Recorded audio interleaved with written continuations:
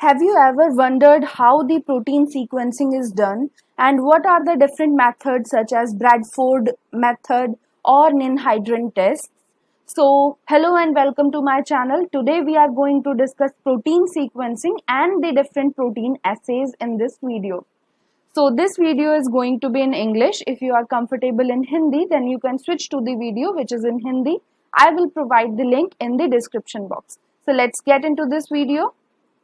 So first of all, we are going to discuss how do protein sequencing works. So as the polypeptide chain or the protein sequence has two terminals, one is amino terminal or N terminal, another one is C terminal or carboxy terminal.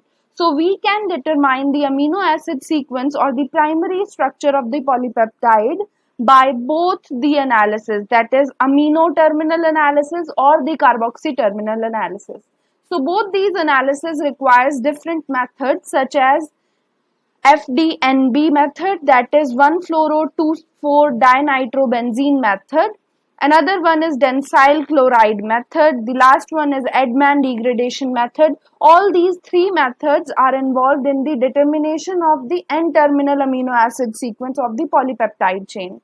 Now the other analysis method is C-terminal analysis, where mostly we use the enzymes which are also known as carboxy peptidases. These enzymes are involved in the digestion of the carboxy terminal of the polypeptide. So it basically releases the carboxy terminal amino acids one by one.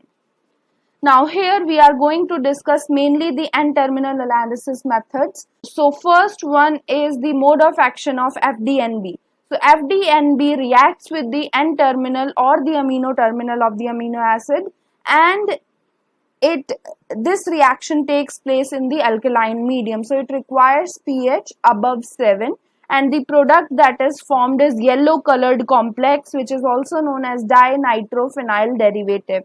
Now whenever you combine a protein mixture with FDNB solution in the presence of alkaline pH, then there would be production of yellow colored substance, and this methodology was first used by Sanger, and it was used to find the primary structure of insulin protein, and therefore it is also known as Sanger's reagent or Sanger's method of polypeptide sequencing. Now, how this method actually works. So there is a chemical that is DNFB, and this is 2,4-dinitrofluorobenzene, and this when combines with the polypeptide chain, here the polypeptide chain only consists of 4 amino acids, therefore it is also known as tetrapeptide. So when these two chemicals combine, they would release HF, that is hydrogen fluoride, in the presence of basic medium, and leads to the formation of a substance where the DNFB reacts with the N-terminal of the amino acid of the polypeptide chain. Now after acid hydrolysis, you will get a dinitrophenyl derivative which is yellow colored and different amino acids which are freely present in the medium. Now, how do densyl chloride works? So, the mode of action of densyl chloride involves the reaction of densyl chloride with the N-terminal amino acid in the presence of alkaline medium, like the one which was the reaction of DNFB with the polypeptide chain. Now, here the product is basically fluorescent. So, it shines under certain conditions. For example, if densyl chloride is there, it will react with the amino terminal of the polypeptide chain, and there would be release of hydrogen chloride in the presence of basic or alkaline medium. Now the product that is formed is the combined form of densyl chloride with the N terminal of the polypeptide chain, and after acid hydrolysis there would be production of densyl derivative of N-terminal amino acid, where the densyl chloride is being attached to the N-terminal amino acid, and this combined form is highly fluorescent. So it shines under certain conditions, and there would be presence of free amino acids also. Now another method is Edman degradation, which was developed by Peher ADMAN, and it uses the chemical known as phenyl isothiocyanate, which is also known as PTC or ADMAN's reagent. This ADMAN's reagent is very important in this whole reaction, as it is going to cause the sequential removal of amino acids from the N terminal of the polypeptide. So this is how it works. There is phenyl isothiocyanate PTC and the polypeptide chain. It is going to react with the amino terminal of the polypeptide chain under basic conditions. So both these would combine together, and under acid hydrolysis or under acidic conditions, it will remove the N-terminal amino acid along with itself, and the other whole polypeptide chain would remain same. So it is going to remove sequentially the amino terminal amino acid from the polypeptide chain, as you can see here. Now there are other methods also where we specifically cleave the polypeptide chain. So here you can see there are different agents or the enzymes or the chemicals and their cleavage sites mentioned in this table. So first is trypsin. So trypsin is the enzyme which cleaves the polypeptide chain by from its carboxyl side of the lysine or arginine. So whenever in the polypeptide chain there is presence of lysine or arginine, it is going to cleave the carboxyl side of these amino acids. The chymotrypsin enzyme is going to cleave the carboxyl side of the aromatic amino acids, which are phenylalanine, tryptophan and tyrosine. Another enzyme is pepsin. It is going to cleave the amino side or the N-terminal of the aromatic amino acids. Elastase enzyme is going to cleave the carboxyl terminal or the C-terminal of alanine, glycine and serine amino acids. So wherever in the polypeptide chain there is presence of alanine, glycine or serine, elastase is going to cut from the carboxyl side of these amino acids.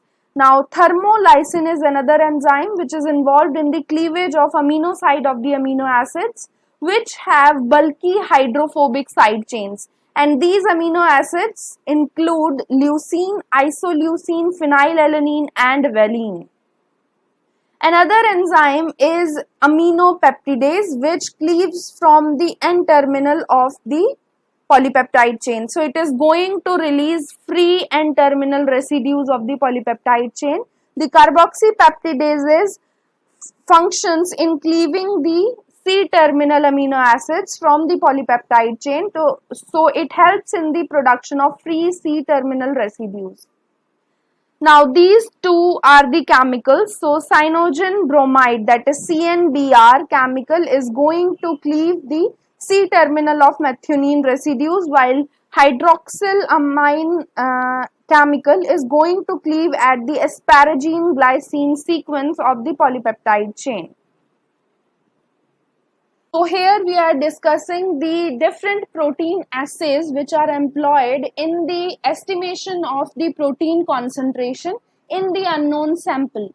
Now the first method is absorbance at 280 nanometer, that is UV range.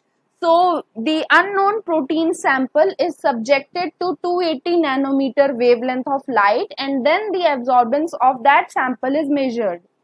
Now what happens at this wavelength?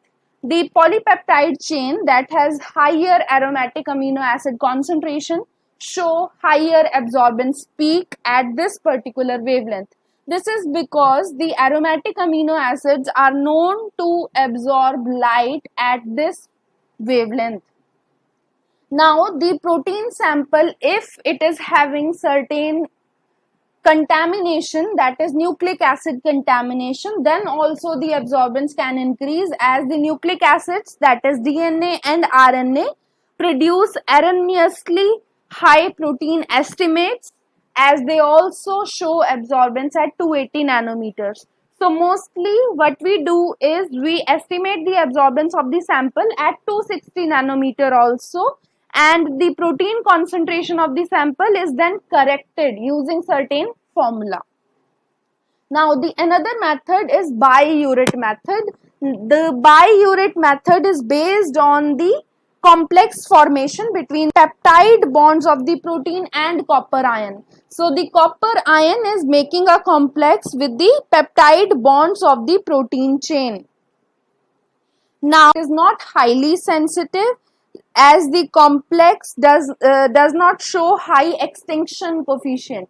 It does not remain as such for higher duration in the protein sample. Now another method is Folin method.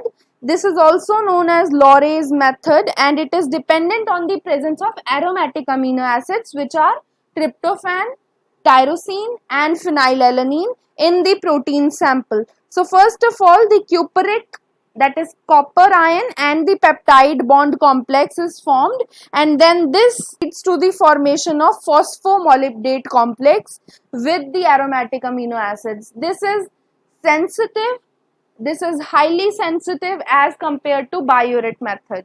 The last and major method that is used in protein assays is Bradford method or Bradford assay.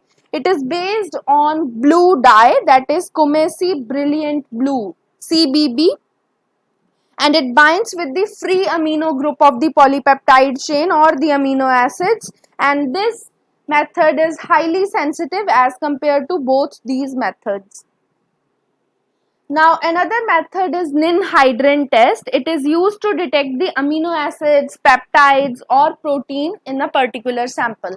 Now what is ninhydrin? Ninhydrin is also known as triketohydranidine hydrate. So this is a chemical which acts as a oxidizing agent.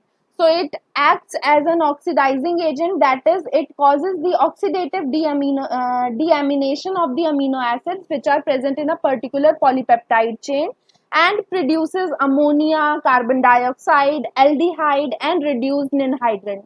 Now the reduced ninhydrin again combines or reacts with more of the ninhydrin and ammonia to produce a main product, that is blue colored complex, which is also known as diketohydrin or Newman's purple, as it is blue colored or purplish colored.